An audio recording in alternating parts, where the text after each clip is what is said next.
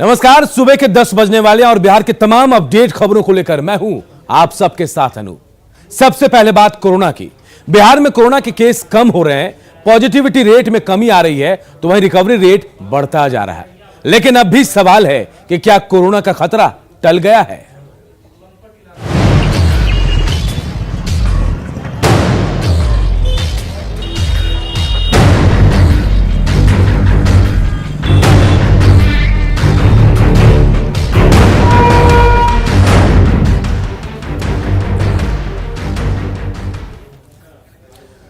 सबसे पहले बिहार में कोरोना का अपडेट आंकड़े को जान लेते हैं। तो बिहार में देखिए, पिछले 24 घंटे की बात करें तो 7,336 मरीज मिले हैं। पिछले 24 घंटे की हम आपको बात बता रहे हैं। बिहार में एक्टिव केस 82,486 हो गए हैं। इसके अलावा देखिए, पटना में, सिर्फ पटना में, राजधानी पटना में 1202 कोरोना मरीज मिले हैं। 24 घंटे में 73 मरीजों की मौत हुई है। तो हम आंकड़े बता रहे हैं, अपडेट आंकड़े आपको। 24 घंटे में 7,336 मरीज मिले। बिहार में एक्टिव केस की संख्या जो है 82,486 हो गई है। जबकि अकेले पटना राजधानी की बात करें तो 1202 कोरोना मरीज मिले हैं पटना में। इसके अलावा 24 घंटे में 73 मरीजों की मौत भी हुई है। रिकवरी रेट बढ़ा है और यह बढ़कर 86.63% तक पहुंच गया।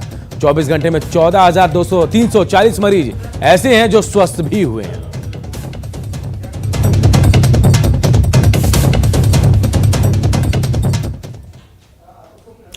तो बिहार में कोरोना के मरीजों की संख्या लगातार कम हो रही है। और अगर पिछले 5 दिनों की बात करें तो सबसे पहले 11 मई, जी हां, 11 मई को मरीजों की संख्या 10,920 रही, लेकिन 13,852 मरीज ठीक भी हुए। इसके अलावा 12 मई को देखिए, संख्या जो है घटकर 9,863 के करीब पहुंच गई, लेकिन ठीक होने वाले मरीज 12,265 रहे।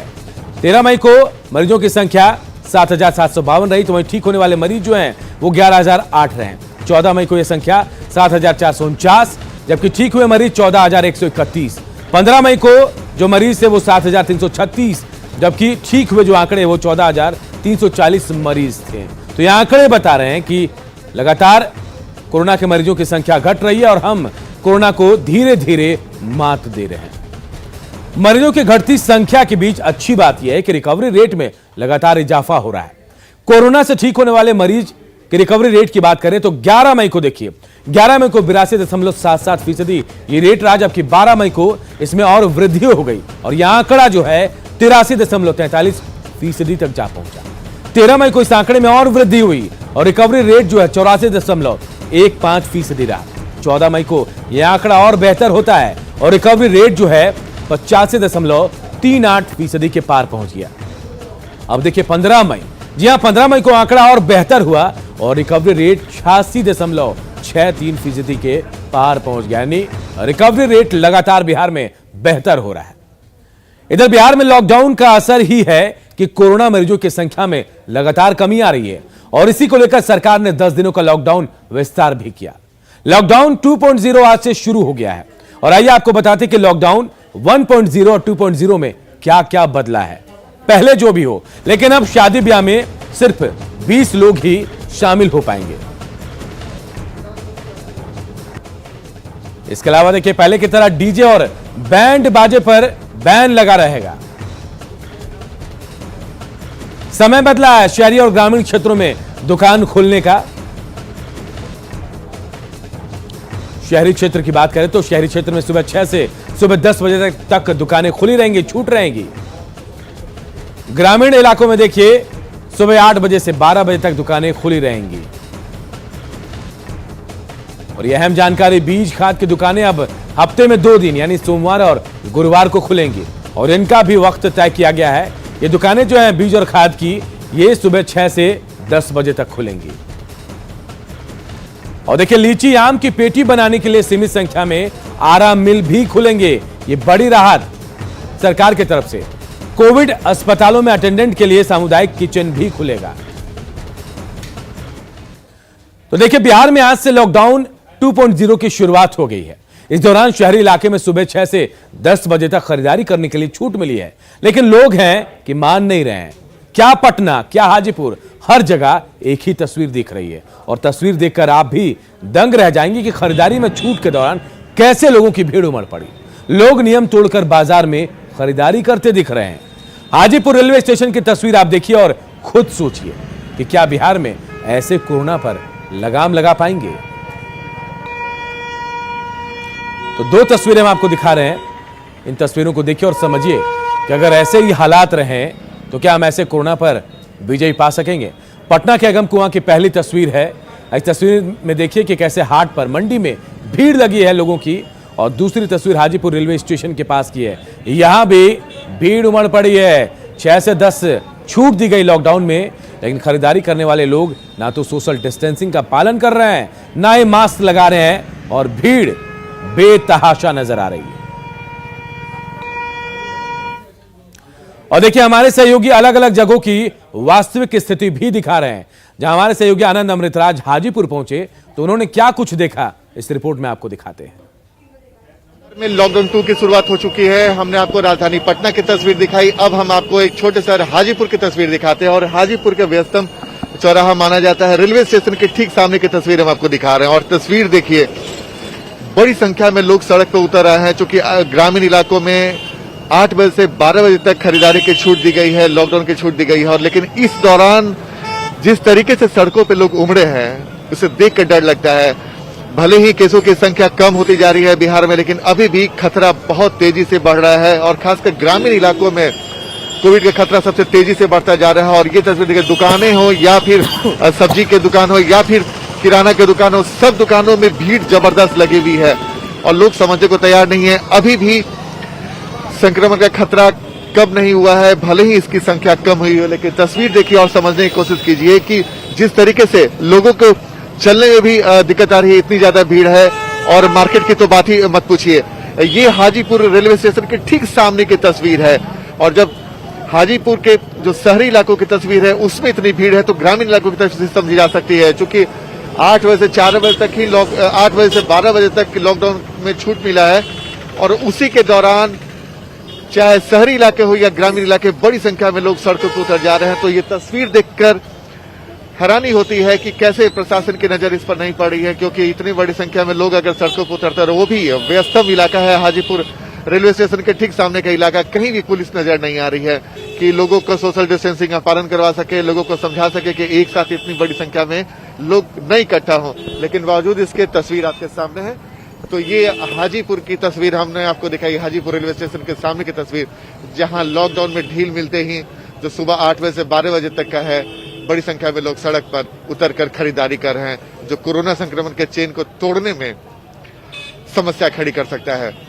कैमरामैन मनीष जुनेजा के साथ आनंद अमृतराज, न्यूज 18 नेटवर्क, हाजीपुर।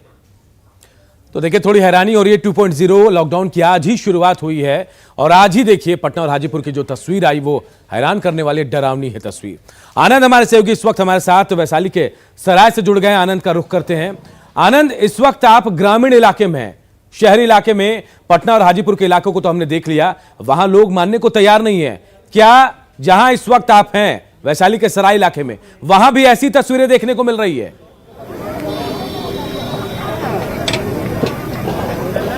देखिए अनूप, अमूमन आपने पहले तस्वीर देखी होगी लॉकडाउन लगाने के पहले, जब किसी ग्रामीण बाजार या हाट में अगर आप जाते होंगे तो जिस तरीके से नजारा देखने को मिलता था, बिल्कुल अमूमन वैसा ही नजारा देखने को मिला। देखिए हम आपको तस्वीर दिखा रहे हैं, तस्वीर देखिए, वैसे ही हाट लगा हुआ, वैसे ही लोगों की भीड़ है, वैसे ही कोई कपड़ा खरीद रहा है, कोई सब्जी खरीद रहा है, जिसे अमूमन दूसरे दिन जब हाट लगता है जो तस्वीर दिखती है, बिल्कुल वैसी ही तस्वीर इस वक्त दिख रही है।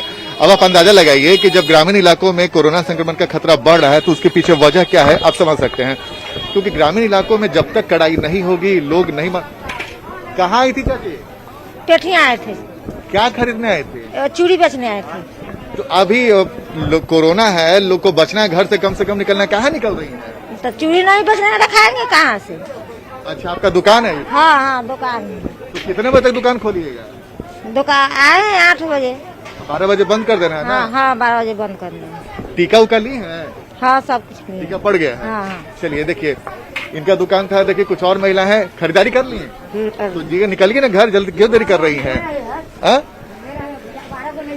कई भीड़ यहाँ पे बहुत लोग को हो जा रही है। भीड़ हम लोग नहीं लगवाते हैं, गाँव की 2-4 रहता ना भैया, तो कहते हैं दूरी बना के रहिए, दूरी बना के रहिएगा तो एक आदमी के दे देंगे, फिर दूसरे आएगा तो उसको भी दे देंगे। आपको नहीं लगता है कि देखिए अभी भी भीड़ है? देखिए दाहिने साइड हम दिखा रहे तस्वीर, वो चल रहा है, पीछे पीछे सब है हमारे पीछे लोग आ गए हैं। जी। आप आनंद, ऐसा लग रहा है कि कैमरे को देखते हुए लोग मुंह को ढकने की कोशिश कर रहे हैं। हालांकि कई लोगों ने मास्क तो नहीं लिया, लेकिन जो या मुंह में गमछा लगा रहे हैं या फिर आंचल से मुंह को ढक रहे हैं, ऐसा लग रहा है कैमरे को देखकर डर रहे हैं। लेकिन शायद स्थिति वैसी ही है। अगर आप नहीं पहुंचते और चुपचाप कैमरा इस तस्वीर को कैद करता तो स्थिति वैसी दिखती जो हाजीपुर और पटना में दिखी है। देखिए ना, हम आपको एक तस्वीर ही दिखा रहे थे कि बिना मास्क की एक महिला है। देखिए ठीक है, हमारे सामने आप तस्वीर देखते हो तो बिना मास्क की महिला, हम इन्हीं से पूछ लेते हैं। देखिए मास्क लगाना बहुत जरूरी है, लोग समझ नहीं पा रहे हैं और ग्रामीण इलाकों में जागरूकता की थोड़ी और कमी हो जाती है, लेकिन फिर भी हम, क्या नाम है, मास्क काहे नहीं लगाई है बताइए? अब आप ढक ली, पूरा चेहरा ही ढक ली, तो हमको नजर ही नहीं आ रहा कि आप कौन है, लेकिन पहले से क्या नहीं ढक लेती? भाग लिए हैं सर, अथी हो गई है। मालूम क्या बीमारी है अभी पता है ना? कौन सा बीमारी है अभी? कोरोना का नाम सुनी है? हाँ। बचना है ना मास्क लगा के। मास्क लगा के आइए, मास्क लगा के। आनंद, हम आपके पीछे भी तस्वीर देख रहे हैं कि युवा हैं, कुछ खरीद रहे हैं, लेकिन आपको देखने के बाद शायद उन्होंने मास्क जेब से निकाला है और पहन लिया है। अच्छा देखिए, ये तस्वीर एक जगह की नहीं है, बहुत सारे ऐसे लोग हैं। एक शख्स मेरे साथ, अच्छा सर, यहाँ पे मार्केट में बहुत लोग बिना मास्क के निकल जा रहे हैं, तो आप लोग रोकते टोकते क्यों नहीं? रोका जाता है। अब एक आदमी कोई बच्चा आ गया, अब न लगा ले तो उसका हम नहीं कहेंगे, लेकिन सारे दुकानदार देखिए लगा के मतलब अपना बेच रहे हैं। देखिए अनूप, एक अच्छी तस्वीर है कि दुकानदार जितने हैं वो सब लोग अपना मुंह को ढके हुए हैं, मास्क लगाए हुए हैं। सवाल करें, लेकिन कई लॉकडाउन 2.0 इनको पता है? क्या नियम में सख्ती बरती गई? क्या इनको नियम कानून के बारे में जानकारी है?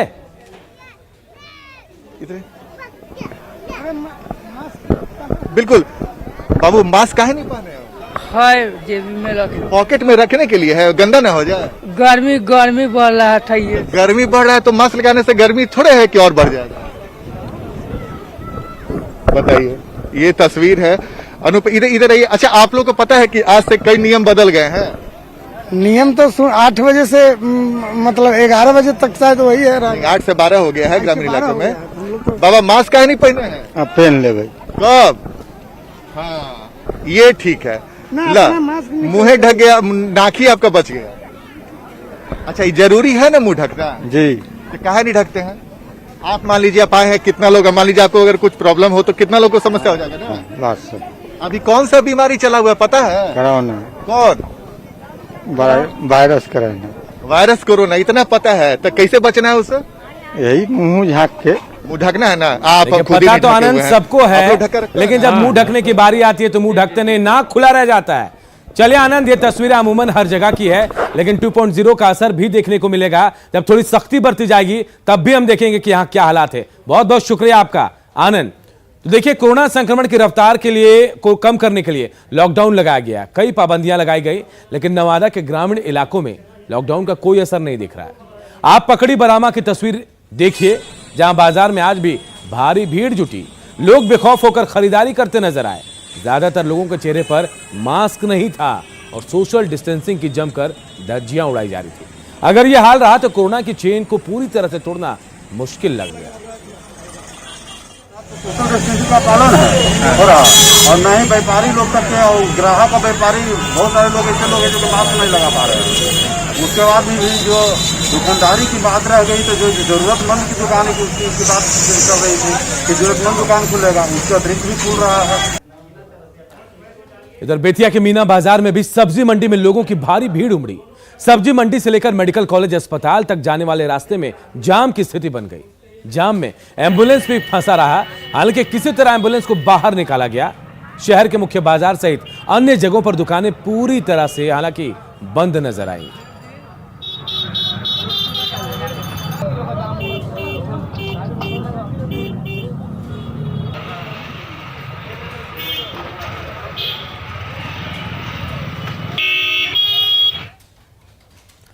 कोरोना काल में कटिहार में प्रधानमंत्री जन औषधि केंद्र लोगों के लिए वरदान बना हुआ है। लोगों को सभी जरूरी दवा यहां पर रियायती दरों पर मिल रही है।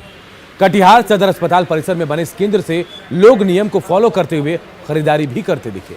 देखिए हमारे सहयोगी सुब्रत गुहा की रिपोर्ट। कोरोना काल के दौरान दवाओं की किल्लत की चर्चा पूरे बिहार से है, लेकिन आपको एक अच्छी खबर दिखा रहे हैं। ये कटिहार के प्रधानमंत्री जन औषधि केंद्र है और लोगों का एक कतार है और पूरा जो सिस्टम है उस तरह से लोगों को दवा मिल रहा है। इस दौर में कितना बड़ा वरदान है या क्या सुविधा मिल रहा है, आइए ग्राहकों से बात करते हैं। ये जन औषधि केंद्र कितना फायदेमंद है, ये कोरोना काल का दौर कितना फायदेमंद है? ये तो बहुत लाभकारी चीज़ है और सरकार ये योजना चालू करके गरीब वर्ग के लोग, मिडिल वर्ग के लोग के लिए बहुत जो है माने एक प्रकार का समझिए कि वरदान साबित हो रहा है। यहाँ हर प्रकार का दवा उपलब्ध है, यहाँ हर प्रकार की व्यवस्था भी है, कहीं कोई दिक्कत नहीं है। मेरा नाम अरुण कुमार। कब से ले रहे हैं यहाँ दवा, कब से ले रहे हैं, कितना फायदेमंद है? नहीं, ये तो बहुत फायदेमंद है दवाई और बहुत गरीब गुरबा के लिए तो बहुत अच्छा ही सुविधा है सरकार की तरफ से।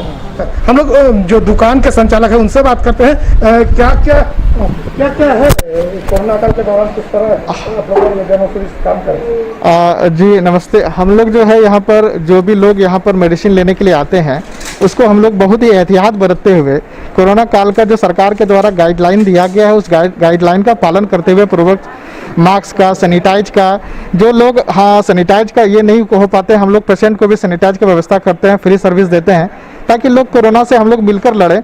और जो डॉक्टर्स प्रिस्क्राइब करते हैं या लोग आकर के मेडिसिन का डिमांड करते हैं वो लोग हम काफ़ी मार्केट से 80% 90% सस्ते रेट पर हम लोग यहाँ उसको दवा उपलब्ध कराते हैं। तो ऐसे स्थिति में हम लोग कोरोना काल में जो है सबों को दिन रात एक करके सबों को अपनी सेवा दे रहे हैं। अमित शाह। तो निश्चित तौर पर कोरोना काल के दौरान ये प्रधानमंत्री जन औषधि केंद्र कटिहार के लोगों के लिए वरदान साबित हो रहा है। सुब्रत, न्यूज़ 18 कटिहार। तो देखिए, कोरोना के मामले एक तरफ घट रहे हैं, लेकिन एक चिंता की बात ये कि ब्लैक फंगस के मामले बढ़ रहे हैं। इसे देखते हुए पटना एम्स में 20 बेड का वार्ड बनाया गया और फिलहाल पटना एम्स में ब्लैक फंगस के 20 मरीजों का इलाज भी चल रहा है। 2 मरीजों का ऑपरेशन किया गया, ऑपरेशन के बाद दोनों मरीज स्वस्थ हैं। जो पेशेंट जो पहले हम लोग अगर 90% एक सप्ताह से बिहार में भी इसके केस आ रहे हैं और हमारे अस्पताल में करीब करीब 20 मरीज भर्ती हो चुके हैं और ये प्रतिदिन इमरजेंसी में या ओपीडी में ब्लैक फंगस के मरीज आ ही रहे हैं। इसमें से कुछ कोविड पॉजिटिव भी है, कुछ नेगेटिव हो चुके। अरवल के सोन नदी के किनारे लाखों रुपए खर्च कर 10 साल पहले मुक्तिधाम का निर्माण कराया गया, लेकिन अभी तक इस मुक्तिधाम में दाह संस्कार की प्रक्रिया की शुरुआत नहीं हो पाई। यहां लगे सारे उपकरण अब धीरे धीरे खराब हो रहे हैं। परिजन अब भी शव को नदी किनारे ही दाह संस्कार करने के लिए मजबूर हैं। इसके एवज में मुक्तिधाम के नाम पर नगर परिषद के कर्मचारी मृतक के परिजनों से पैसे वसूल रहे हैं। देखिए हमारे सहयोगी अनिरुद्ध की रिपोर्ट।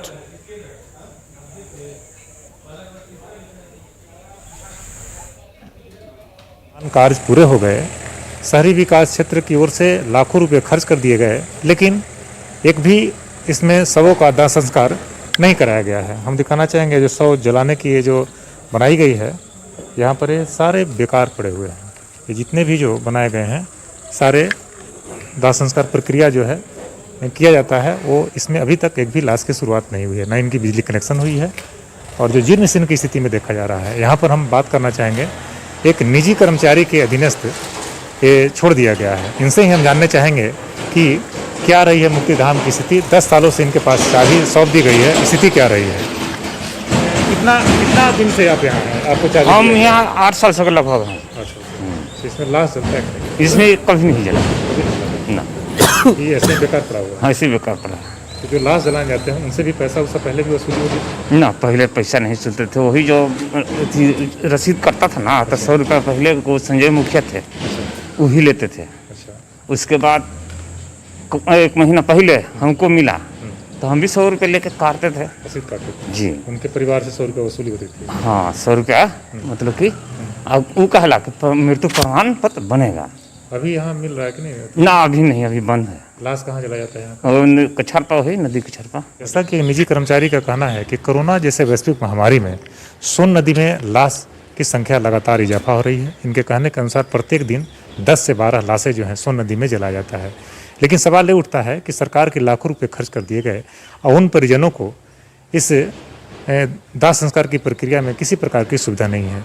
हद तो तब हो जाती है जब लाश जलाने जाने की प्रक्रिया के उनके परिजनों से लाश की जो सर्टिफिकेट बनाए, मृत्यु प्रमाण पत्र बनाया जाता है, नगर परिषद उनसे रुपये की भी वसूली करती है, लेकिन सुविधा नगण्य के बराबर है। सरकार के लाखों रुपये राजस्व देने वाले जिस स्थिति में आप देख रहे हैं मुक्तिधाम, वो काफ़ी बेहद स्थिति इसकी खराब पड़ी हुई है। अनिरुद्ध कुमार, न्यूज़ 18, अरवल। कांग्रेस के बिहार प्रभारी ने राज्य के सभी विधायक और एमएलसी के साथ वीडियो कॉन्फ्रेंसिंग कर कोरोना के मामले पर चर्चा की और इस दौरान उन्होंने विधायकों को कई निर्देश भी दिए हैं। कांग्रेस विधानमंडल दल के नेता और भागलपुर के विधायक अजीत शर्मा ने कहा कि कांग्रेस के सभी विधायक अपने क्षेत्र में 2 एम्बुलेंस देंगे और साथ ही लोगों के बीच मास्क और दवा का वितरण भी करेंगे। हम लोग सभी विधायक 2 एम्बुलेंस हर अपने अपने विधानसभा जिला में देने का काम करेंगे विधायक कोष से, ताकि जनता को सुविधा मिल सके। साथ ही साथ उसके साथ 21 तारीख को हम लोग बड़े पैमाने पर मास्क का वितरण, फूड पैकेट्स, खाने की सामग्री और दवाई का किट जो जरूरत होता है इसमें, चाहे एंटीबायोटिक हो, मल्टीविटामिन हो, सेलिन टैबलेट, विटामिन सी हो, सबका एक किट बना के हम लोग जनता के बीच बांटने का काम करेंगे। कोरोना से बचने का सबसे कारगर उपाय टीका है, लेकिन बांका के आदिवासी इलाके के लोगों को टीके के बारे में कोई जानकारी नहीं। न्यूज़ 18 के सहयोगी नागेंद्र द्विवेदी के इस रिपोर्ट को देखिए। कोरोना महामारी को लेकर अब बचने का एकमात्र रास्ता है कि लोग वैक्सीनेशन कराएं, लेकिन अभी हम बांका प्रखंड के सबसे पिछड़े क्षेत्र आदिवासियों का गांव है मझलाडी। यहाँ पर लोगों का कहना है कि वैक्सीनेशन करने के लिए, कोविन में रजिस्ट्रेशन करने के लिए ना तो मेरे पास एंड्रॉयड फ़ोन है, अगर किसी के पास है भी तो एंड्रॉयड फ़ोन के माध्यम से वो कोविन में रजिस्ट्रेशन करना नहीं जानते हैं। इसलिए लोगों का कहना है कि हमको वैक्सीनेशन के बारे में कोई जानकारी नहीं है और इससे संबंधित कोई जानकारी देने के लिए सरकारी महकमा से कोई लगाया भी नहीं है। ऐसे में देखा जाए तो बहुत बड़े गांव में के लक्षण वाले बीमारी है, लेकिन लोग जानकारी के अभाव में वैक्सीनेशन से वंचित। ये जो रजिस्ट्रेशन वगैरह होता है उसके बारे में तुम लोगों को मालूम है कैसे होता है, क्या होता है? क्योंकि उसके रजिस्ट्रेशन के बारे में हम लोग को मालूम नहीं है। अच्छा। या क्या करना पड़ता है, उसका क्या रूल है, उनके बारे में हम लोग को जानकारी नहीं है। अच्छा, बिना रजिस्ट्रेशन करा वैक्सीन मिलेगा भी नहीं, तुम लोगों को कोई जानकारी नहीं है जी? गांव में कोई नहीं करा पा रहा है? कोई नहीं। अच्छा, तो वैक्सीन लोगे कि नहीं तुम लोग? अगर नियम के अनुसार यहाँ अगर हम लोग के मतलब उसका जो देने के लिए आएंगे, रजिस्ट्रेशन करने के नियम के साथ साथ अगर करेंगे, फॉलो करेंगे तो हम लोग लेंगे, अगर नहीं, अगर नियम नहीं करेंगे तो नहीं करेंगे। क्या नाम है तुम्हारा? मेरा वासुदेव टुड्डू। क्या वैक्सीन देने का तरीका मालूम है, कैसे रजिस्ट्रेशन कराना है, क्या कराना है?